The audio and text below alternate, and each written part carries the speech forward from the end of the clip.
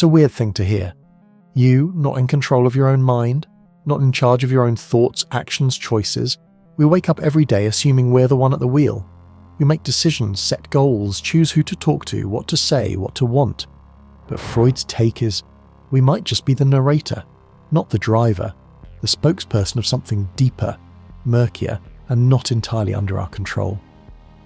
Freud believed that most of what makes us live below the surface, the conscious mind, the part you identify with, is just the tip of the iceberg. Beneath it lies a massive structure you don't see, don't access, and mostly don't understand, the unconscious. And the unconscious doesn't just sit there quietly. It works, it plans, it influences, it leaks. Freud gave us that strange little phrase, Freudian slip. It's when someone says one thing but clearly meant another, like accidentally calling your boss mum or telling someone you're sad to meet them instead of glad. We laugh it off. But Freud thought these slips weren't random. They were windows, tiny fractures in the surface where the unconscious slips through. That's the thing. Your unconscious doesn't always knock. Sometimes it forces its way out. In your words, your dreams, your anxieties. And a lot of the time, you don't even notice. Let's talk about dreams for a second. You don't choose what you dream about. You don't sit down and write the script. And yet somehow your mind produces stories while you sleep. Some of them are abstract.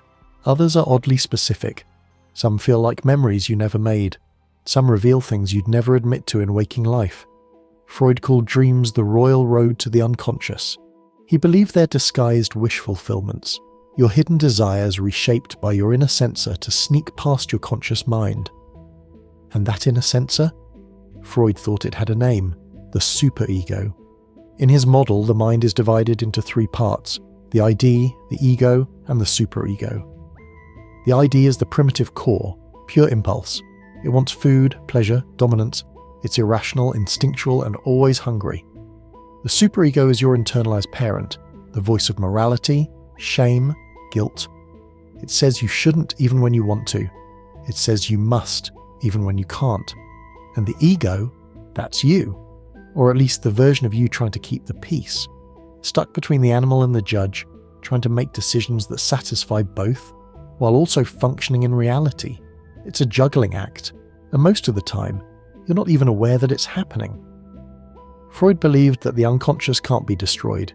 You can repress it, ignore it, deny it, but it's still there, and repression is one of the main ways your ego protects you. When something is too painful, too uncomfortable, or too conflicting with who you think you are, your ego pushes it out of conscious awareness, not erased, just buried. But buried doesn't mean gone.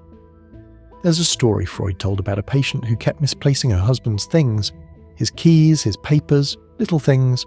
She'd get flustered, apologize, say it was just forgetfulness. But as Freud worked with her, something else became clear. She was deeply resentful of him. Not on the surface. On the surface, she loved him. But beneath that, she felt trapped, overlooked. So instead of confronting him, or even admitting the feeling to herself, her unconscious expressed it sideways, through small, sabotaging behaviors. Not intentional, not evil, just unresolved. This is why Freud saw symptoms, whether emotional, physical, or behavioral, as messages. They're the unconscious trying to communicate in the only way it can. You might not throw things across the room when you're angry, but maybe you suddenly get tired. Maybe your stomach knots up. Maybe you flake on plans or forget a deadline. It's easy to blame it on stress, but sometimes something deeper is pulling strings. And it gets stranger. Freud noticed a tendency in some patients to repeat the same painful experiences over and over, getting into the same toxic relationships, failing in familiar ways, sabotaging good things right when they're about to work out. He called this the repetition compulsion, the mind's eerie habit of reliving unresolved conflict, not because it wants to suffer, but because it's trying, desperately, to make sense of something it never fully processed. The idea is that your unconscious isn't trying to hurt you, it's trying to speak, but the language it uses is ancient, symbolic, emotional, and the more you ignore it, the louder it gets.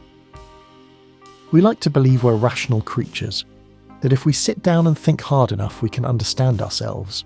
But Freud didn't think that was enough. In fact, he believed that part of your mind actively hides things from you, not out of malice, but out of protection. Because some truths feel like threats, And the unconscious is smart. It knows how to wait, to twist, to transform. You ever cry at a movie and not know why? Or suddenly feel anxious in a place that should feel fine? Or dream about someone you haven't thought about in years and then can't stop thinking about them all day? That's the unconscious, a message from your deeper self. So what do you do with this?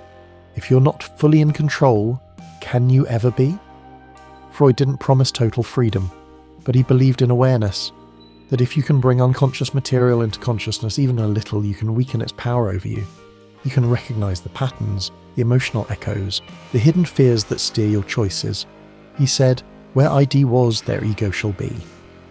The goal isn't to kill your instincts, it's to understand them, to bring light into the places you've kept dark.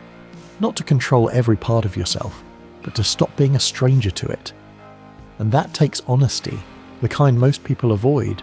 Freud once wrote, "Being entirely honest with oneself is a good exercise, but it's not a comfortable one, because it means admitting that not every thought is noble, not every desire is clean.